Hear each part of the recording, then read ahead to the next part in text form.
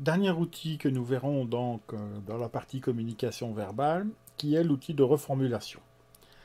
C'est un outil un petit peu particulier, puisque en fait, il va nous servir à vérifier notamment la compréhension du message de notre interlocuteur. Et on verra qu'il y a des pièges, évidemment, dans cet outil, où il faut faire extrêmement attention dans une partie de la formule qui correspond à la reformulation. Ça va nous servir également à nous mettre d'accord sur un contenu. Donc ça nous permet de découper, de faire une étape dans le fameux entonnoir qu'on a vu dans la vidéo précédente, et de se mettre d'accord sur la partie que l'on vient de traiter. Ça permet également de faire progresser le plan. Alors lorsqu'on est dans une réunion, étape par étape. Donc là, on voit l'entonnoir, donc on est dans la partie négociation.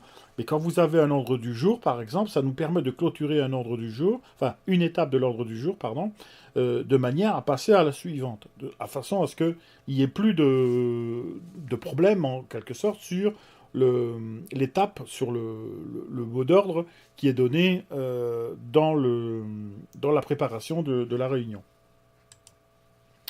Alors comment ça se présente? Ça se présente sous une forme relativement simple. La première partie va consister à impliquer notre interlocuteur. Donc là, on veut, comme j'ai dit tout à l'heure, marquer l'étape, c'est-à-dire avoir une espèce de stop euh, où on fait le point en fait sur ce qui vient d'être dit. Donc on va l'appliquer. Donc ici j'ai repris sur la dia quelques formules. Ce que ce que vous voulez dire c'est, si j'ai bien compris c'est, et oui de plus, et de plus, etc. Donc on met une petite formule comme ça qui va nous permettre d'appliquer la personne. Ensuite, et c'est là où il peut y avoir un problème, c'est que on va effectuer une répétition. Donc on va répéter soit des mots-clés qui est important pour notre interlocuteur. Et là, on voit toute l'importance évidemment de l'écoute active. D'accord. Donc si vous n'êtes pas capable, ou si on n'est pas capable d'avoir une écoute active suffisamment pointue, eh bien on va considérer qu'on a pris les bons mots clés, mais ce n'est peut-être pas celui ou ceux que attendait notre interlocuteur. On exprime également notre compréhension du message qui est à vérifier. Ça va. Donc ici, cette répétition, soit on répète... Alors la répétition peut avoir plusieurs formes. Ça peut être une synthèse assez rapide, avec les mots importants, comme je l'ai dit tout à l'heure, ou ça peut être aussi la répétition littérale, c'est-à-dire qu'on reprend parfaitement ce qui vient d'être dit. Et là, il peut y avoir un souci de, comment dirais-je, de répétition un petit peu imbécile, entre guillemets.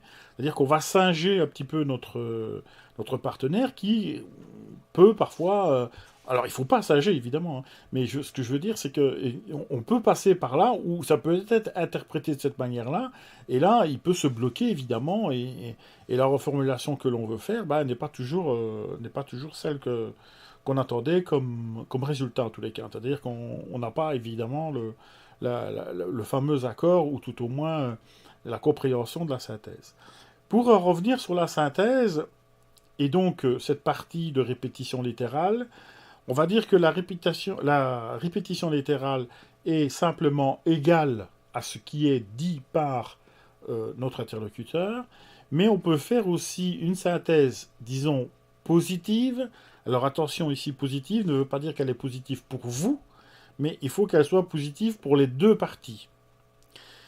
Ou alors, elle peut être négative. Et si elle est négative, ça veut dire que vous allez interpréter quelque part ce qui a été dit en projetant par exemple vos propres valeurs. D'accord?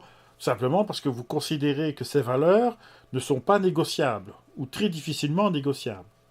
Donc quelquefois, quand j'ai dit tout à l'heure qu'on cherchait un accord, quelquefois on cherche aussi un désaccord. C'est-à-dire qu'au travers du désaccord, on essaye de voir si on s'est bien fait comprendre sur le message. Donc ne perdez pas de vue que la reformulation vous sert véritablement à bien vérifier que les deux parties ont parfaitement compris ce qui s'est dit. Donc c'est pas toujours l'accord, genre accord de négociation global, mais ça peut être un accord sur une partie ou un désaccord sur une partie, auquel cas on sait qu'on doit retravailler le contenu par des questions ouvertes, etc. Et quelquefois, bon, on peut mettre aussi au frigo. Mais là, dans le déroulement plutôt d'une négociation. La dernière partie est simplement une question de vérification, et donc on engage en fait la personne en face à être plus ou moins d'accord avec nous, hein. Donc on dit par exemple, est-ce bien cela, n'est-ce pas? Donc on essaie d'entrevoir son accord. Bon, le but quand même, c'est d'essayer d'avoir un accord. Si on pose un désaccord, c'est véritablement parce que on pense que la personne en face n'a pas bien compris un petit peu notre point de vue, et donc on essaie de faire mettre en exergue notre point de vue de cette manière-là. Donc voilà pour la partie, disons, communication. Avec ceci clôture donc cette partie sur les premières bases du management.